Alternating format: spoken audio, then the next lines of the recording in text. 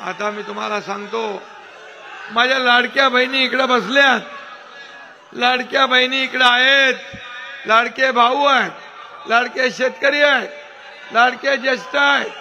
इकडे मी सांगतो, आम्ही लाडकी बहीण योजना आणली. या लाडकी बहीण योजना आणल्यानंतर विरोधक म्हणाले, काय 1500 रुपये भीक देत आहे, लाच देत आहे का विकत घेत आहे? अरे मी बोललो, या माझ्या लाडक्या बहिणींना असले अपशब्द बोलणारे तुम्ही कुठं फेडणार पाप? कुठं आहे तुम्ही?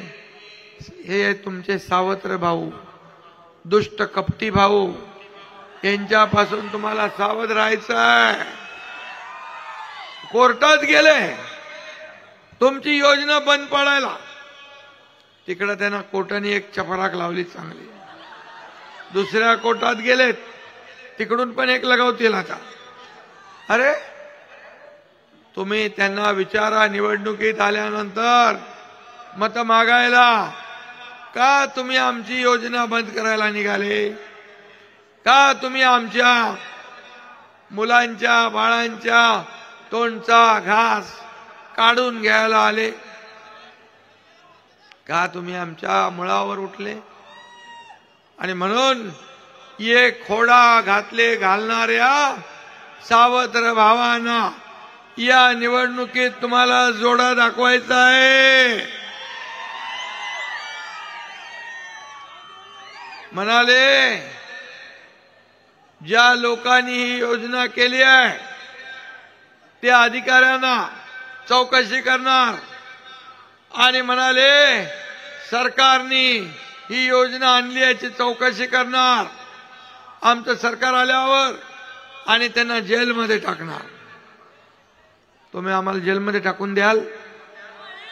माझ्या लाडक्या बहिणींना मी सांगतो, अरे कसल्या पोकळ घोषणा, पोकळ धमक्या एकनाथ शिंदेला देत आहे, याला हलक्यात घेऊ नका.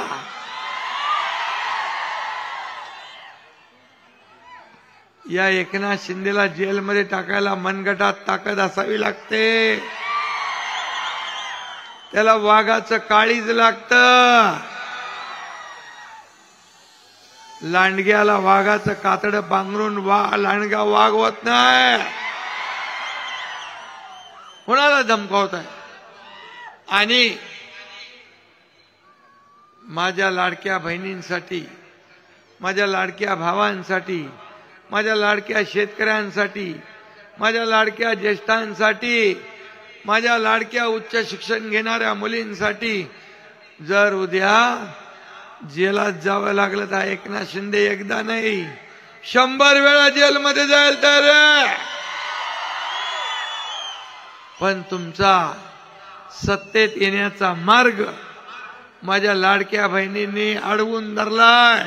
तुम्हाला सत्तेत पोचू देणार नाहीत. तुम्ही या योजनेला विरोध केलाय. घरी बसणाऱ्यांना कायमचं घरी बसवायचंय 20 तारखेला.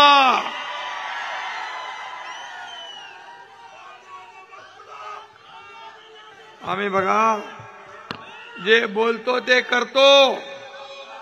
लाडक्या आमचा वचननामा कोल्हापूरच्या महायुतीच्या सभेत केला. आम्ही 10 सूत्री कलम आहे. ये तो ट्रेलर है, पिक्चर अभी बाकी है. पहिली योजना माझ्या लाडक्या बहिणींना 1,500 वरून 2100 रुपये आम्ही करतोय. दुसरी योजना शेतकऱ्यांना कर्ज माफ करतोय. शेतकरी सन्मान योजना 12,000 होती ती आम्ही 15,000 करतोय. या राज्यात कुणी उपाशी झोपणार नाही. प्रत्येकाला रोटी कपडा मकान देण्याचा निर्णय आम्ही घेतला. वृद्ध माणसांना ज्येष्ठांना पेन्शन 1500 होती ती 2100 रुपये आम्ही करतोय. जीवनावश्यक वस्तूंचे भाव स्थिर ठेवण्याचा निर्णय आपण घेतला. 25 लाख रोजगार माझ्या तरुणांना, माझ्या मुलींना 25 लाख रोजगार देण्याचा निर्णय आपण घेतला.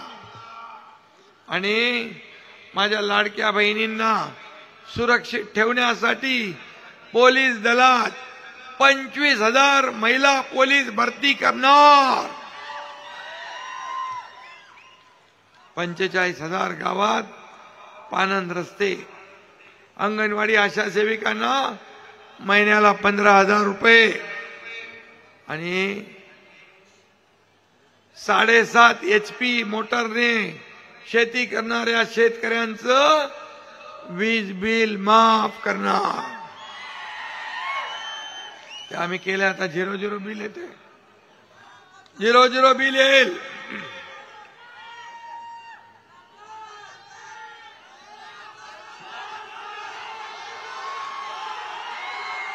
आणि इतर जे वापर आहे लाईटचा आपण करतो त्या वीज बिलात 30% सवलत देण्याचा निर्णय आपल्या सरकारने घेतला आहे. आणि सरकार स्थापनेनंतर 100 दिवसात विजन महाराष्ट्र 2029 जाहीर करणार. हे आमचं काम आहे. हे आमचं काम आहे.